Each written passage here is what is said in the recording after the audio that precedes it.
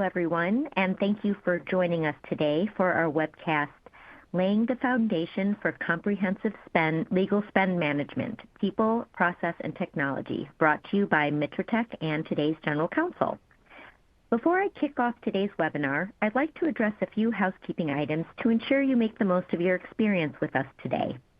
I'd like to bring your attention to a few of the icons at the bottom of your screen. Please see the blue paperclip resource icon. Here you will be able to download today's slide presentation and other subject matter content of interest. We encourage you to engage with our speakers. Please use the Q&A box and your questions will be addressed anonymously either during the presentation or at the end during our Q&A session. Should we not have time to address all the questions received, someone will follow up with you. If you have a technical question, please also use the Q&A box as we will monitor this throughout the program and do our best to assist you. We'd also love to hear from you via the survey icon, where there are a few short questions to provide us with your feedback. As a reminder, we are not offering CLE for today's webinar, and this presentation is being recorded and will be available for on-demand playback. And now, on to the reason you're all here today. It is my pleasure to introduce David Garber from Mitratech, who will be leading today's presentation. And David, I will pass the mic to you. Hello, everyone. We're thrilled to have the opportunity to discuss really what is a crucial aspect of your work with you today, laying the foundation for comprehensive spend management within the legal department.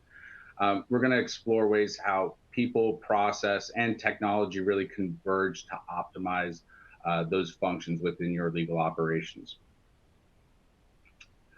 So our agenda for today, is really designed to provide a holistic view of legal spend management. We're going to cover everything from the importance of choosing right consultative partners to best practices for firm relationships, and also leveraging analytics for data-driven decision-making. We're going to conclude today with a Q&A session, and we'll also have some engaging poll questions as we go through, so stay tuned for those.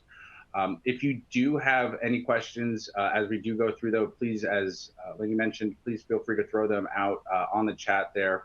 Hopefully we can get to those during our discussion. Otherwise, we'll try and get to those towards the end of today's webinar. So before we begin, I'd just really quickly like to introduce myself a little bit further and have our panelists as well introduce themselves to everyone. My name is David Garber. I've been working with corporate legal and risk departments for over 6 years now, specifically in driving legal spend management initiatives. So it's really been, at least from my perspective, a truly pivotal time in the past couple years. Economic indicators, inflationary activity, the pandemic notwithstanding, in terms of really the rise and adoption of technology in legal departments. Obviously now with this next phase of progression where AI and integrated systems in combination with, the various learned processes and legal professionals, really they're driving the insights and comprehensive visibility into their spend and legal vendors' performances and to their budgets and forecasting capabilities. So all to say, this is really a topic, as you can see, is near and dear to my heart. I also, as a part of the Mitratech organization, do work with our broader group of account managers and our enterprise strategic accounts to enhance operations, that our clients have within those ELM platforms they utilize. So happy to be a part of today's discussion, and now I'll just quickly hand it over to Misty to introduce herself. Misty? Thank you, David. Hi, my name is Misty Price, and I have been with Mitratech about 2.5 years, but I have spent more than 25 years in claims, risk management, and litigation, with a primary focus being around analytics and how analytics can be used for return on investment analysis and benchmarking. I spent the first half of my career on an insurance brokerage side doing consultative analysis with clients, and then actually moved into a law firm, national law firm organization, where I functioned for over 11 years. So bringing that perspective of having worked hand in hand with the clients, but also having worked on the side of the law firm and understanding what it is to want to be a valued partner to your client. What I've really tried to bring into my experience and where we are today is making sure that we're bringing together both sides and bringing appreciation for what the clients are looking for, but also understanding how we treat our firms as valued partners. With that, I'd like to turn it over to Monet. Thank you, Misty. My name's Monet Jividen. I've been with Tech now for 11 years. And in a former role with the company, I was an account manager, so working directly with our clients to determine what their goals for the program were and what type of analytics we can provide back to them. I did practice as an attorney for a short bit before joining Tech, but in my role now, I partner with our clients and with our account managers to learn how we can improve the efficiencies of our overall process and align our goals with the client goals. Excellent. Thank you both for those introductions. So let's get into it. I'm going to start with kind of addressing the state of play. As we see in various industry reports and headlines seen here, including Blickstein's group's the 16th annual Legal Department Operations Survey, legal costs are only escalating. In some accounts, prices or rates increasing by 30% year over year, and really making cost containment through intentional technology and process improvement, not just a benefit to the organization, but really becoming more truly core to the initiatives that our clients are engaging on with their outside counsel spend management initiatives right now. So our goal today is really to explore how we can counterbalance these rising costs through laying down a framework on those effective spend management strategies. As we delve a little bit deeper into some of the challenges currently faced by legal operations, cost containment, budget management emerges that top priority across the organization surveyed. And these issues are really closely linked with the other following related obstacles on the report, such as enhancing business processes, increasing efficiencies, securing adequate technology and resources. Additionally, the ability to obtain funding and prioritize these initiatives amidst things like limited bandwidth and growing workloads really magnifies the urgencies of these challenges. And each of these factors accelerates the need for really stringent cost containment as costs we incur are intricately connected to those other secondary issues that are addressed in this report. But now this really brings us to a critical question. How can we assess the maturity of our legal spend management practice as it stands today? Where do we identify those things, those gaps? How can we pinpoint the areas that need improvement? As we transition here in the second to the next slide, we'll explore kind of the various stages of maturation in legal operations, from those kind of foundational strategies to advanced insight-driven practices.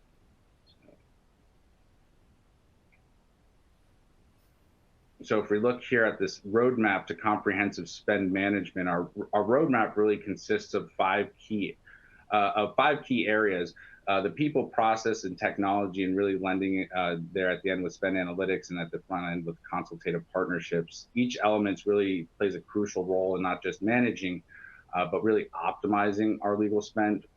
We'll discuss ways that we integrate these elements and kind of how we transform the spend management landscape across this visual with our organizations. We'll also navigate the kind of middle five transformative areas that collectively enhance the legal spend management. We're going to begin with the crucial role of a consultative partner. Many legal operations currently, kind of grapple with non-standardized practices. Often it's characterized with a lot of manual tasks and efforts lacking to process uniformity, or really just even clear engagement rules when it comes to their vendors. And this initial stage is really kind of fraught with inefficiencies that a really strategic consultative partner can address and really help set the foundation for enhanced practices. As we progress and we start to introduce some more automation through technologies and workflows, these tools are designed really to streamline what was the previously manual processes and really foster a more structured approach to legal spend management. And this integration, not only simplifies operations, but also helps ensure that consistency across task work. Moving forward, if we look at, our journey, it involves a deep collaboration and execution. So we actively engage both internal teams and external partners to refine the technological solutions, executing ongoing initiatives with enhanced precision and alignment. And really, the stage is crucial for cementing relationships and the workflows that drive successful outcomes. And with a solid framework in place, then our focus really shifts to optimization and control. So organizations at this stage conduct thorough assessments of their programs. They begin implementing more robust management controls that enhance data uniformity and governance and process accuracy. This meticulous approach really is essential for ensuring that every element of the legal spend management is optimized for efficiency and effectiveness. And then really finally, that accumulation of our efforts here is reflected in the insights and outputs that we drive. Armed with more standardized, accurate data and comprehensive reporting, organizations at this stage are now poised to leverage advanced spend analytics, performance-based analytics as well. The insights empower legal departments to make more informed decisions, drive more strategic initiatives that align with really broader business objectives. So each of these areas really interconnects and helps transform the landscape of legal spend management. And it guides us from basic manual operations all the way through to a sophisticated, insights-driven approach that maximizes both that impact and efficiency. So I did mention we will have a couple of polls as we go through to make this as engaging and entertaining for you as possible. And so that brings us to our first poll question here. And just to, as I mentioned, as it is an interactive session, you will have to click on the screen in order to answer these.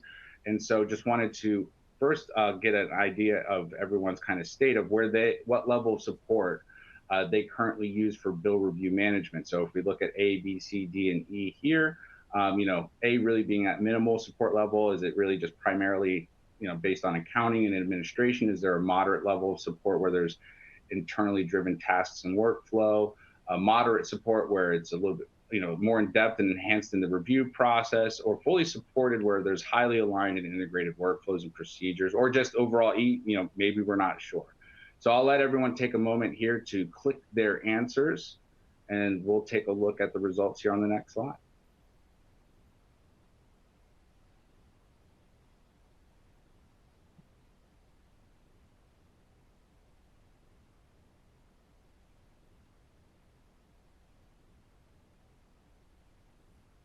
Oh, and I should also remind everyone, this is anonymous, so we won't be calling out any individual on their responses today, and aggregated as well. It looks like we have about a little over a half of the attendees have submitted. So let's just actually get to the results to the poll, see where we're starting to drive. Okay, so we have a little bit of stratification in the answers, but it seems like the two that resonated the most were minimal and moderate support, which is okay, and definitely not something uncommon. And it's a great thing that you're here today, then, and probably is, why you're here today. So good to see that as well. And of course, those I'm not sure, something we also know is we don't know what we don't know. And I see that quite a bit with our clients as well. So nothing to really, be shocked about here, but at the same time, glad to see that there are those that are proactively looking in their journey right now at those kind of earlier levels of advancement in their stages to see what, help that we can maybe provide. And hopefully you come away with some informative and applicable information. All right. So as I mentioned, we're going to break down those 5 kind of topics across the level of maturation in your legal spend management processes into these 5 different topics. And I'm going to be engaging our panel in a moment here on some questions related to these topics as well. So if we start off with where we started on the consultative partnership, really choosing the right consultative partner is essential. The best out there, they're going to provide their industry insights, best practices, and really an overall third party or fresh perspective that's kind of tailored to the unique needs of your organization. We're going to delve into really how we assess potential partners and the importance of aligning their expertise with your strategic initiatives and goals. And so, again, to inform today's discussion, we're going to orient your feelings about these topics with some more poll questions, but I'll also be leading our topic discussions again with some other questions, not to you, but to our panelists. So with that, I'm going to jump right in and send some questions up here to our panelists for discussion. So I'll start with you, Mine.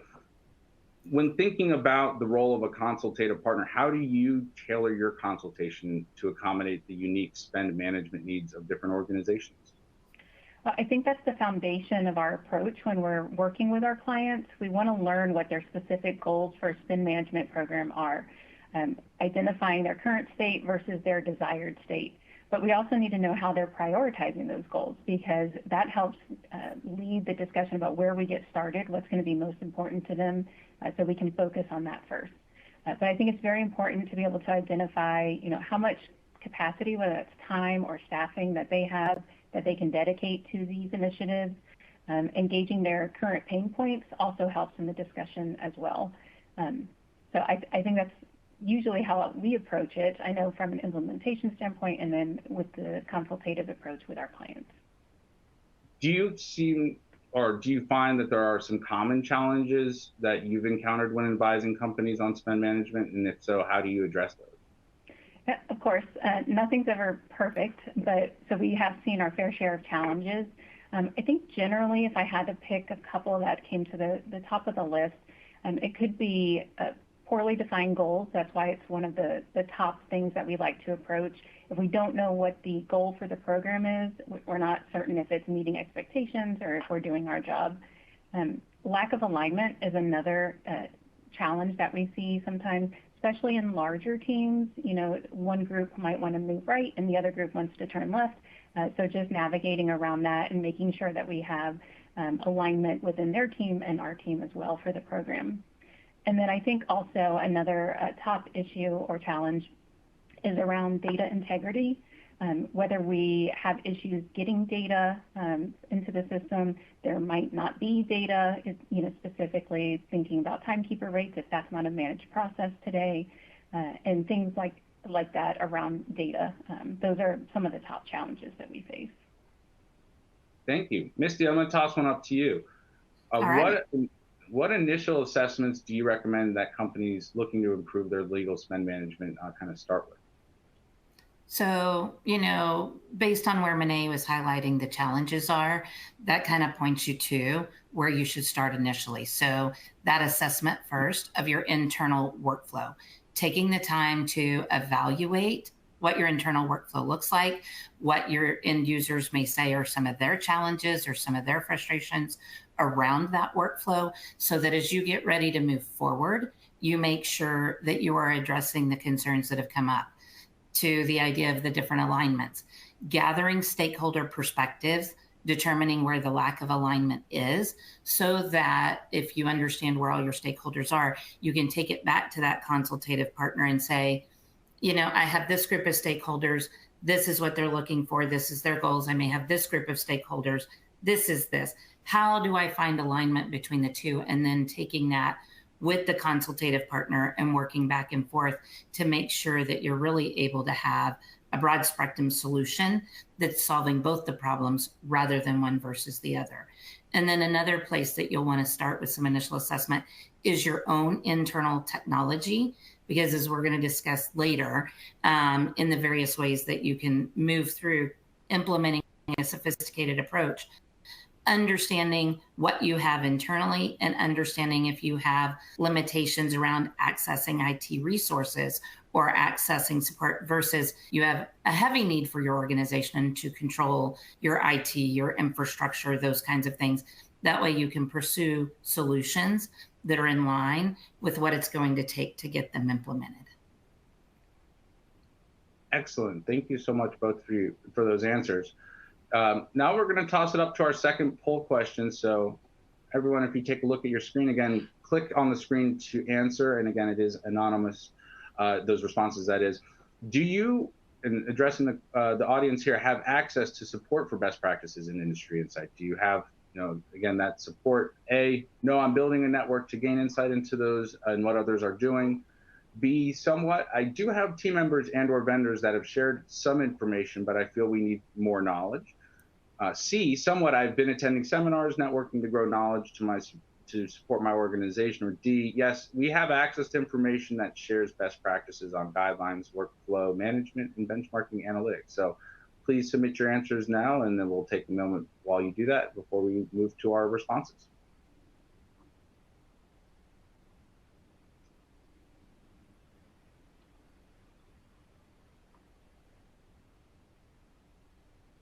I think as a rule of thumb, if we get to a majority percentage, I'll flip to the results page here, which we're almost at.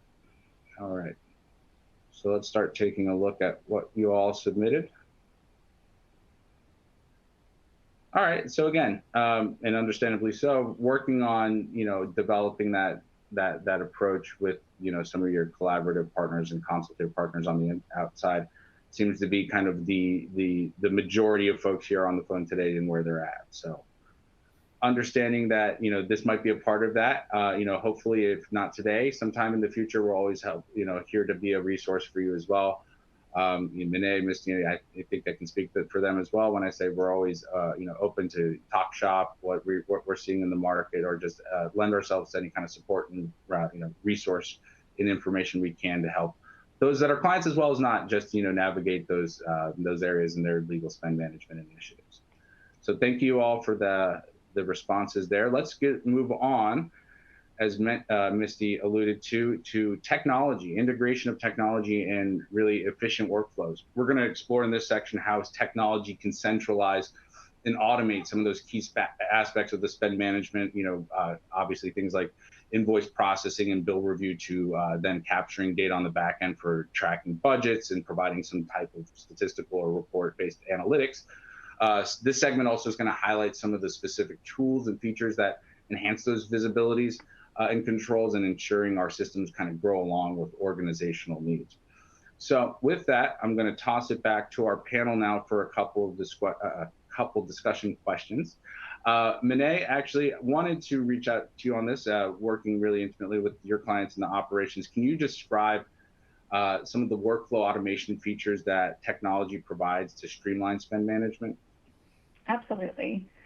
So even though we bring the human element to our process, it is underpinned by technology, and that really starts with the initial setup of both the client and outside counsel profiles in our system.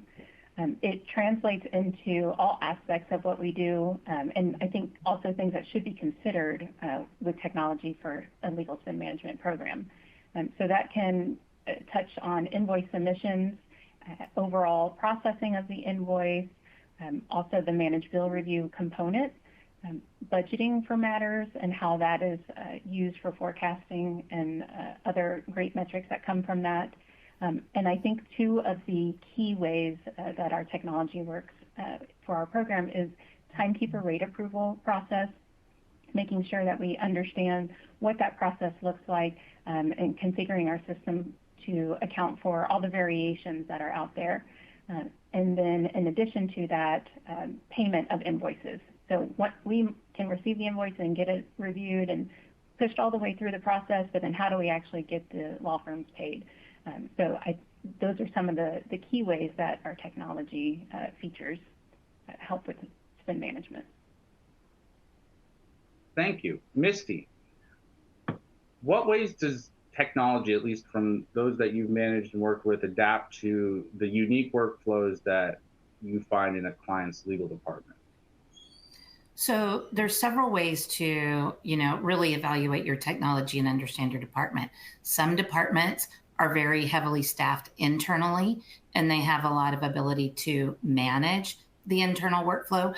And so they're looking for technology and that will allow them to route to the various departments and to the various people within their teams in the way that they may need to approach. Other clients may find that they're very lean in the way that they're staffed. And so they need technology that allows them to leverage processes that shift the work either to a third-party vendor that's supporting you inside that technology or inside their technology, and or partially back to the law firms. So you will find sometimes in spend management, as you start to layer in technology, take in the e-billing data, move it through the process, you may ask law firms to initially deal with rules, deal with rejections, deal with things that they need to clean up because it's not something that you have the resources internally to deal with. You may have certain things because it's about speed to payment that you want to bring that in, and you have alignment of humans within the workflow where you move everything that you can and you address the issues that may come up. So making sure you understand your culture, where your level of control is and what inside the technology it can do is a really important early assessment. And Monet, just to kind of dovetail off that, when we are looking at the changes or ways that we adapt to the unique workflows of a client, with some of those impacts we've seen recently might be through way of acquisition or unique growth. Some of these companies now dealing with those internal bandwidth issues, or where there's a change in the organization, transformation in leadership or transition out of the business from some of those key stakeholders in the legal department. How do you see your systems accommodate those changes in the workflow as a company grows or changes structurally? Yeah, it's a great question. I think it's crucial to have a system that is scalable to account for those types of situations, especially if it's related to growth. But you also need to be able to configure what your process will look like. Changes are going to happen, and from our perspective, they're definitely going to happen if we have been successful in helping our partners achieve their goals. Once you accomplish one of the goals, it's time to move on to the next one and let that become the focus. And so that might change the workflow. It might change the process of how things are flowing through. So we just partner with our clients, and if we realize that there's a change that's needed, we talk about it and we accommodate. We also share with them, from the beginning, that if we make a decision about the way the program should work, and we realize down the road it's not working, it's not meeting the needs, and it's not helping us achieve our goals, we can always pivot. I think that's the crucial piece, is just to make sure that we understand this isn't put in concrete. We can definitely update the process and make accommodations. Excellent. Thank you so much for that. It looks like we're pacing well here, almost at the midway point. Let's move it over to the audience again for another poll question here. So on that technology piece that we were just discussing, wanted to get everyone's input here, what your tech stack maturity looks like today. A, are we mostly working in spreadsheets, applying little compliance review? B, we have a matter system, but we're not currently managing spend or compliance. C, we have a system, but it's diversified and each attorney kind of operates off their own guidelines and procedures. D, we've applied a lot of sophistication and rules in our processes. Or E, I don't have a full scope of this, or I'm not sure. So we'll reserve some time here for everyone to input some answers and go to our results here shortly.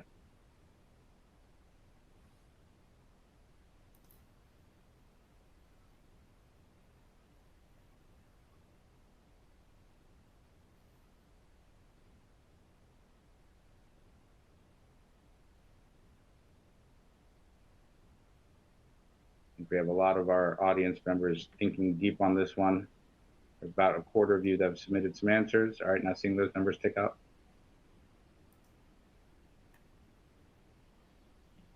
All right, let's just start moving it over. We're getting close to a majority here. See where everyone is. Okay, so we do have some good amount of folks that are in. I should also add the percentages here are based on those responding. So maybe for those that are tacit today, it's fine. We just want to make sure that you understand that the concept of the percentages here. But it does look like a majority of those that did respond have a good amount of sophistication and rules, which is good.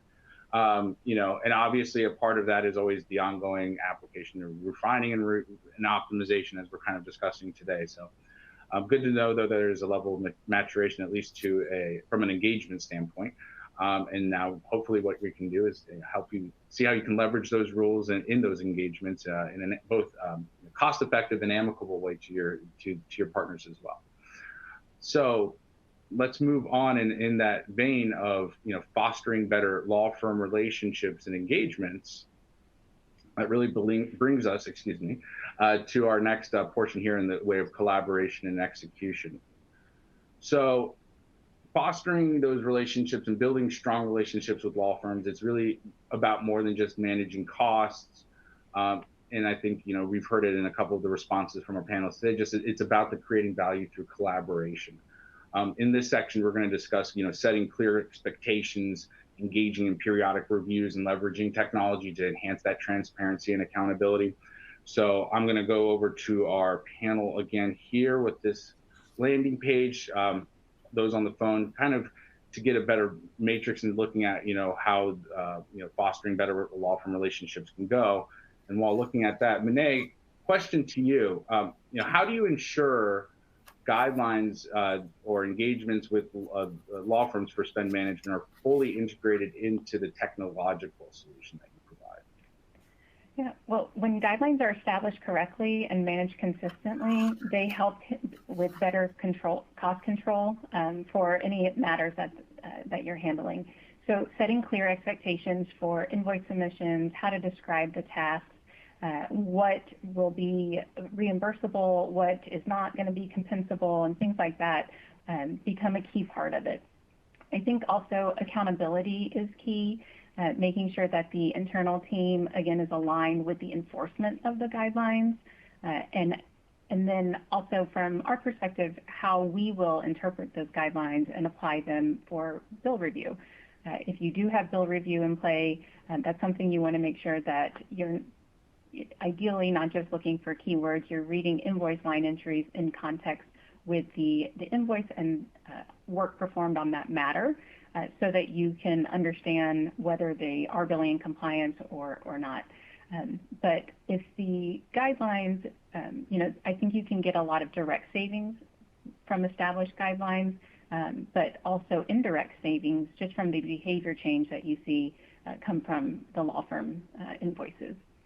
But you have to be careful, because if they're too rigid, then the law firms and outside counsel are going to struggle to comply with those guidelines.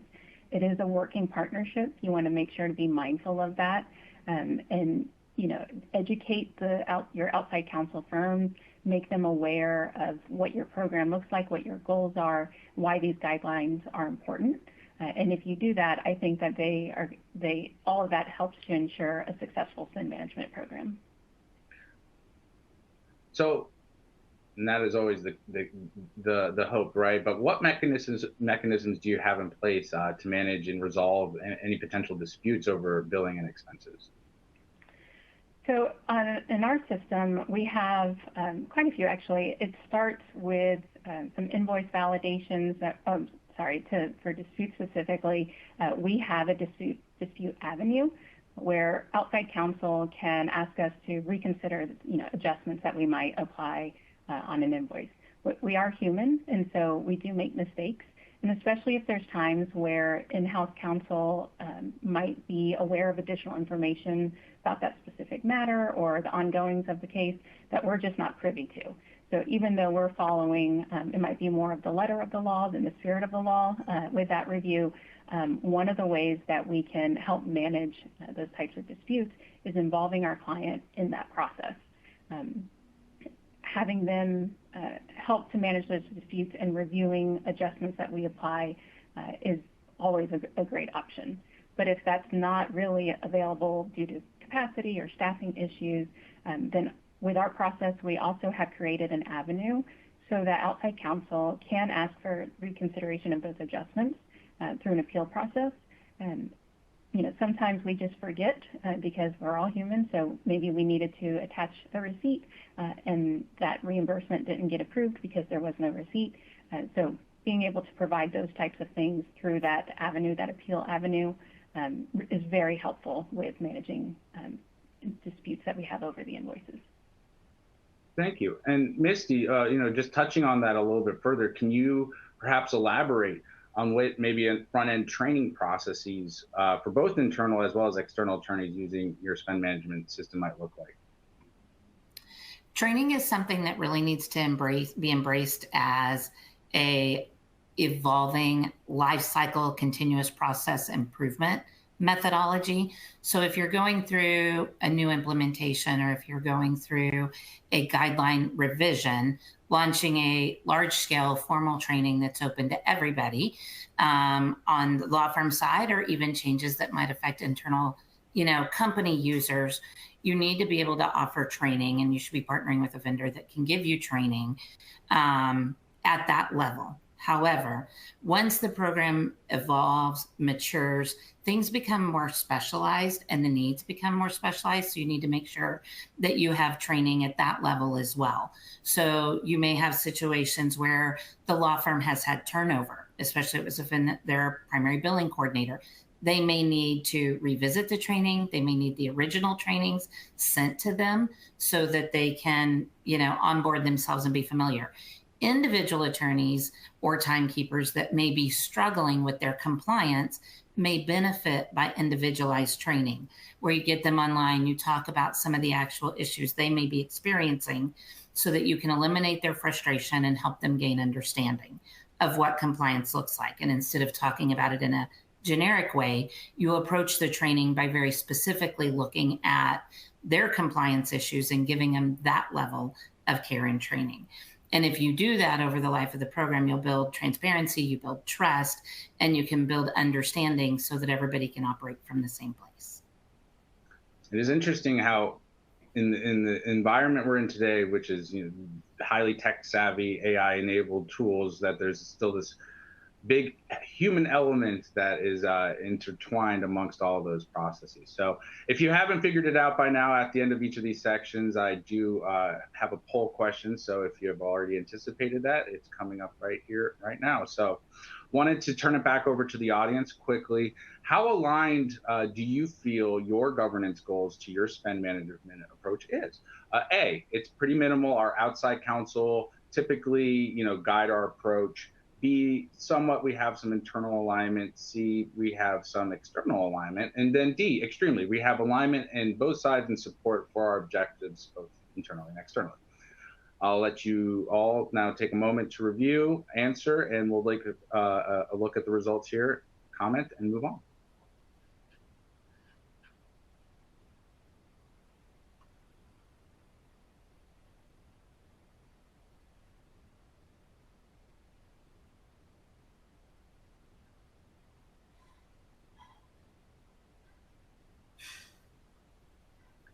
Okay, approaching 30% or 1/3, almost 40% now. Let's move it over and see where folks are landing. Okay. So definitely a big preponderance of those that feel that they're somewhat aligned internally on their governance goals. And, there's a lot of indications or factors that affect that. Obviously, we talked about some of those. Everyone has the kind of their individual approach and the utilization of whatever platforms already or processes that are in place today or procedures. There's always that kind of cultural or change management play. So definitely see those, especially in the remote world that we live in today, can also be obstacles that might be underpinning that answer. But great engagement so far. Thank you for that and really insightful answers. Let's move on. So we've gotten through now to where we've instituted technology, had some great lay of the land that we got from the consultation at the onset. We're now beginning our, to really mature in our collaboration and execution amongst those tools. So now moving into optimization and really optimizing visibility and control. Increasing visibility into legal spend really allows us to make informed decisions, right? That, underpin all of the strategic refinement and governance that we're looking to do from a managerial perspective within our respective enterprises. So now we're really going to look at how to standardize those, billing guidelines, those structures, utilize the data on the back end for better maybe negotiation tactics and your kind of rate increases that happen annually, maybe proactively better forecasting and management of budgets, and really just overall alignment with your financial goals. So with that, I'm going to turn it back over to our panel here. Misty, how does technology and your technology really assist in forecasting or budgeting for legal expenses? So generally, with any kind of forecasting, with any kind of budgeting, it's going to come down to the idea of garbage in, garbage out. And so one of the things that becomes really critical as you institute this process and you think about how you approach is how do you make sure you have granular data, detailed data, that it's structured with quality data governance? Because if the data gets to that level, then you're going to have data that you can work with on the forecasting side and on the budgeting, even when maybe you're not getting some of that information from the firms. And I'll go to the level like something you may see, because we were just talking about, guidelines and rules. We often may tell firms that you don't want vague billing or you don't want bundled billing. This is one of those situations where in going through the training exercise, working with them, teaching them how to get data to a granular level, you don't hit the ground running with a spend management system and immediately have the ability to do good forecasting from that data. You have to go through an exercise to build really high quality data. And the first thing you may do is go through governance, re-education, and teaching the firms how to give you data that could then be fed into something that can be used. Inside our particular system, we work really heavily with clients on the front end to help them gain knowledge of those kinds of areas, make sure that we're really structuring the billing data well. Regardless of compliance, it's also that level of making sure you have granularity. And then we actually use some AI modeling to create some standardization across that and some language that lets us understand what those tasks are. Once you have the data to that level of quality and maturity, you can then start to take that data out and use it for the forecasting and the budgeting.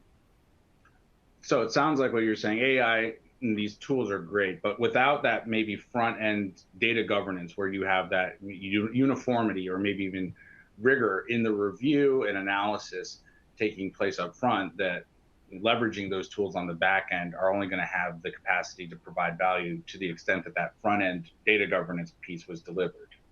Absolutely.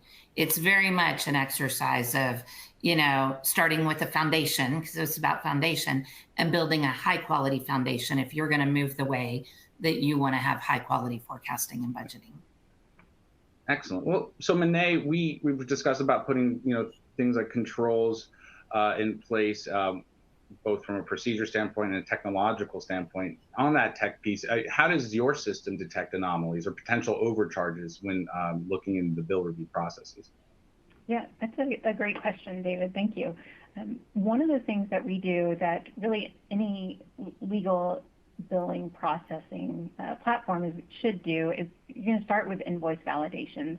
Most outside counsel firms are going to provide invoices in a leads format, and there are rules and guidelines on how those should be compiled.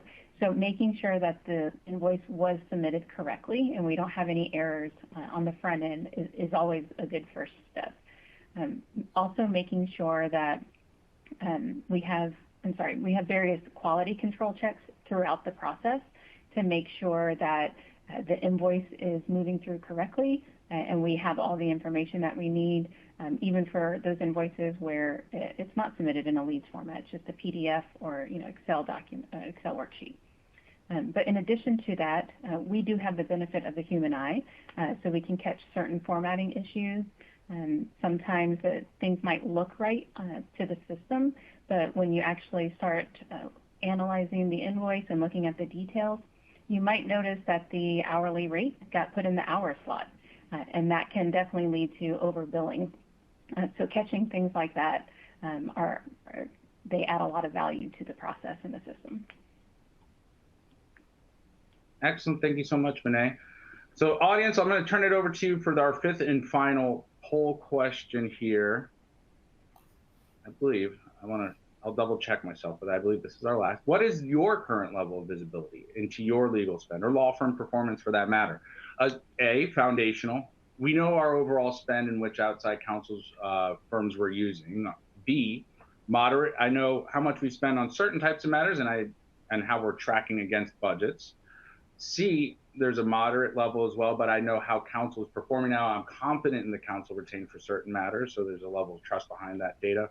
And then D, advanced. I regularly review our data. I make sure to make informed decisions and help forecast budgets for future anticipated litigation and legal costs for that matter. Sorry expounding upon these answers here, but take a moment, look at the answers, see what kind of bucket you fall into, and we're going to take a look at our poll results here momentarily.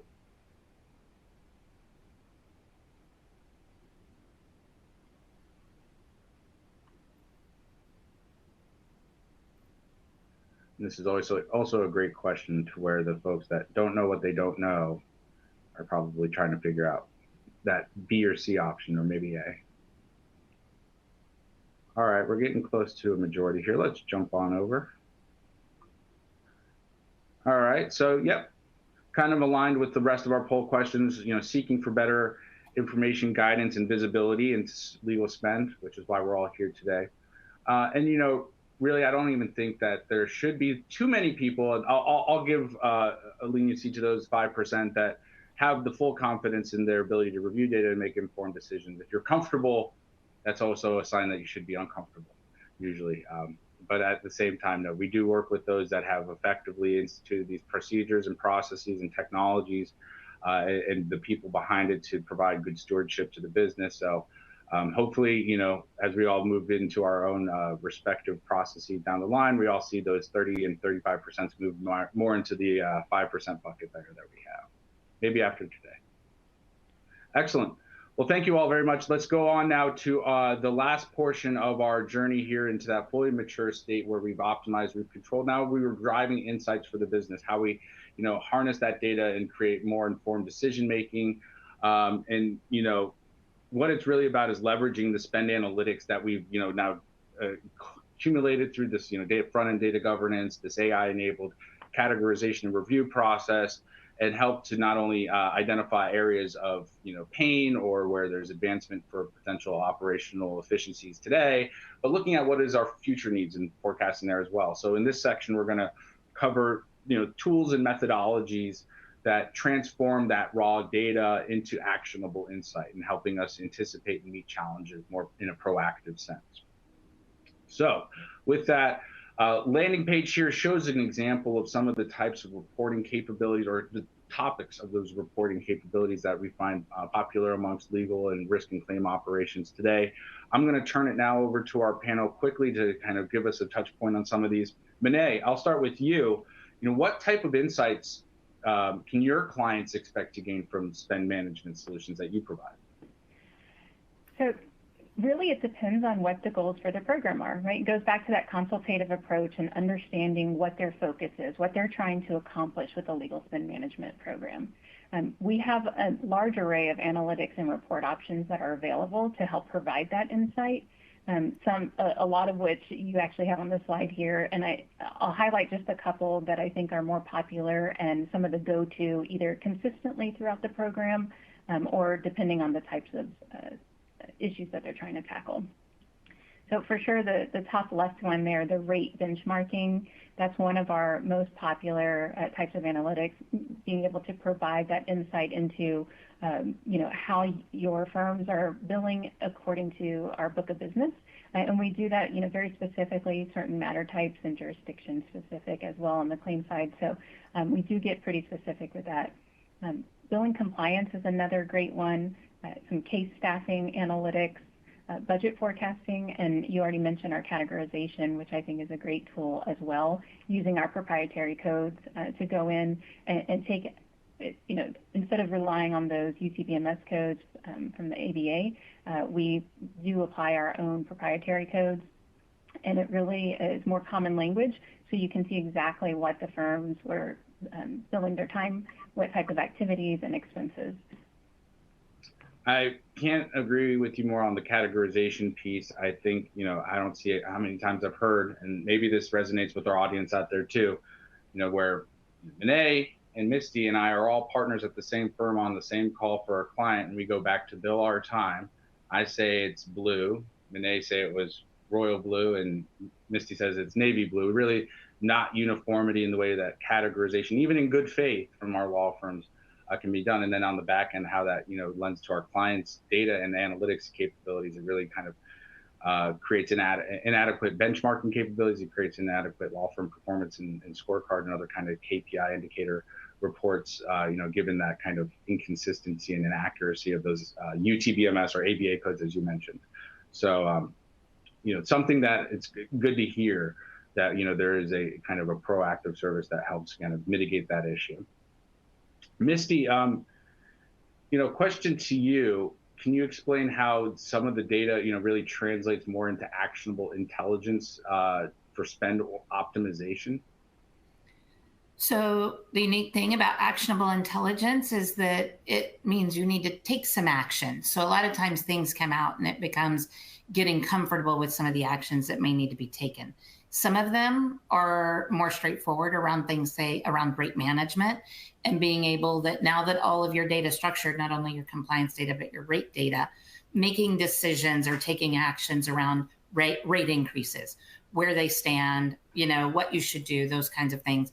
It'll inform that information. However, the other thing that you're going to start to get as you gather data is potentially a category of firms or timekeepers that you realize are underperforming and not meeting the standards. Or you may start to get information of firms that are highly performing and what they're getting. And what that comes down to is working with the clients to say, how do we want to deal with that data? How often do we want to visit it? It may help you inform who you want to select on future cases. It may help you inform if there's somebody you want to remove from your panel, taking those level of actions. Sometimes it may bring you to the point of understanding that you want to expand or change your panel. And how can you use some of that data to decide, or even in partnership with, back to that consultative partnership with your outside vendor of saying, how might we understand who else is in the marketplace, or how we can understand who else to look at in this space. So taking the data that next step once you see what's happening and starting to take that action. The other thing that it can assist is if you have just a lot of variability in your program and you realize that you have a lot of firms and maybe it feels a little unmanaged when it comes to performance and outcomes, making a decision if a consolidation effort or going through and evaluating and saying, we really want to take some of those best performing firms and consolidate our work from that perspective. So it's about thinking about your approach to the reports that come out and what kind of actions culturally you're willing to take and what kind of goals you're driving towards with those actions. Because a lot of times there's the dollars associated with managing just legal fees, but then there's also the outcomes, the settlements, the results, the larger case costs that you want to make sure you're taking into account when you best decide what kind of actions you want to evaluate and take from the data that's coming out. So that's great feedback, Misty. Really appreciate it. I think one thing that I also hear a lot from folks is you have these great tools and services, solutions that we can leverage to really identify areas that we can optimize or control better within our legal spend management strategies. Kind of last question for you here. How does your system help in identifying areas where legal spend could be reduced, but without sacrificing that quality, the relationship there with the external partners? So it builds exactly on that topic. If the system has the ability to structure additional data, because billing data standing alone is one piece of the information, but a lot of times quality really gets to the overall work. What kind of results are being obtained? So you want your system to be able to capture that data. You want to identify a way to structure that data. And in the most sophisticated analysis, then what you want to do is integrate the quality data, those things, because for some companies, it comes down to fees over the life of the case, durations. In other cases, it's about settlements, wins, dismissals, depending on what it is, what kind of losses you have, what it is you're managing with your litigation. Integrating that quality data with the actual compliance data and creating a scorecard that lets you really have a multivariate analysis, possibly a stack rank analysis, that says when we put both of these things together, what is that telling us? And then how do we manage our outside counsel firms based on that information? That way you're balancing quality and the decisions you make with the foundations of compliance. Excellent. I love it. Well, let's move now into our Q&A session. I know we only have several minutes left, so wanted to make sure we did reserve some time here at the end to have everyone digest, process a bit, and maybe come up with some final questions for us, as opposed to us asking you for a final poll question. So feel free to ask any questions you may have about the topics we've discussed or share any insights from your own experiences if you'd like. Afterwards, I'll encourage all of you to really reach out and connect with us via our contact information if you do have any further questions or need any assistance with your spend management strategies. So with that, I'm going to pop over here, look at the chat, see if there's anything. And I know, Monet and Misty, you might think you're off the hook, but if all else fails and there's no questions, I still have some follow-ups I'd love to ask. But I'll give a minute or two for folks that are on the webinar right now to go over to your chat function, type in any questions or comments you might have, and we'll use these last couple minutes to accommodate some of those. While we're waiting on those questions to come in, David, or giving people a few minutes to formulate their thoughts, having been on the firm side for more than a decade, one of the things that I would hope everybody's taking from the presentation today is that you need to think of compliance as more than technology in a box with a bunch of rules. As a firm and your partners, I always appreciated this holistic response when I knew there were metrics that I might be held accountable and the team was being held accountable for quality compliance, but that there was also that transparency and partnership communication to work out issues, training to work on things, knowing that my client was looking at other metrics to balance how they looked at, the whole program. And so I'd hope that people take from this today that end to end, we think there's a lot of things you can do to round out your program and a lot of ways to approach this in a holistic way that keeps it as a partnership. No, that's great feedback. People, process, and technology really working in concert to help eliminate the compromise many have to take when, looking at what their current tech stack or what their current systems and processes are today. David, we have gotten a question that's come in. All right. Let's see. How do you get your in-house stakeholders on board with initiating changes to improve processes related to outside counsel? So what is your little, teaspoon of sugar there? And I'll pass that up to, let's go with Monet and give Misty a moment to catch her breath. Thanks, David. So I think it's when you're talking with your internal stakeholders, it really just trying to prove the value of the program, showcasing some of the potential outcomes that you can gain from that and the overall benefits of having a spend management program.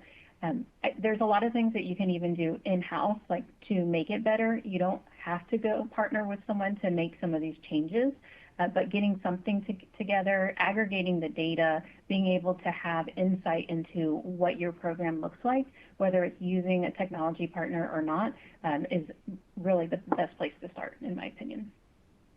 And a lot of times with in-house stakeholders, depending on corporate goals and what you're going through, there's often leakage and non-compliance, and being able to show a return on investment or hard dollar savings. So that kind of loops back to having some access to industry partners or some benchmark data that may tell you what might be the financial impact of embracing something like this. What might it mean to our corporation? What's reasonable to expect, and what do we think that looks like? For some stakeholders, that helps them get on board not only with the compliance, but the fact that it affects the company's bottom dollar and that you can quantify it. Excellent. Well, it looks like we're almost here at time. So let me go ahead and turn it over back to Lainey here. I want to first, though, thank our panelists and thank everyone on today's webinar. We really appreciated the time and engagement on our poll and discussion here. So thank you so much. If you do have additional questions or would like to get in touch with us, please do reach out to us at info@metratech.com. Visit www.metratech.com for more information on other corporate legal and claims and other services and solutions we provide. And again, one big warm thank you from all of us for today's discussion. I'll turn it back over to you, Lainey. Thank you, David, and that was a great thank you to everybody. Thank you, Misty and Monet as well, and of course, like you said, David, thank you to our audience. That was really great participation on the polls, and it, makes it really engaging to be able to see how fellow attendees are feeling about the questions. So we hope everyone found this very informative. If you haven't done so already, a couple reminders: be sure to download the resources and feel free to ask any last questions you may have and provide feedback to our short survey in the little clipboard icon. And finally, as a reminder, you will receive a link to this presentation for on-demand viewing and to share with members of your team who you think would find this conversation of interest. So thanks again for joining us today, and we look forward to hosting you at our next event. Have a great day, everyone.